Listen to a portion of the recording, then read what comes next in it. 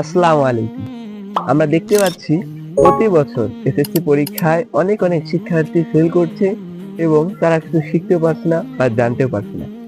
এই শিক্ষার হারকে বৃদ্ধি করার জন্য এবং ফেলের হার কমিয়ে আনার জন্য, কিছু জ্ঞান অর্জন করার জন্য, কিছু জানানোর জন্য আমাদের এই আয়োজন।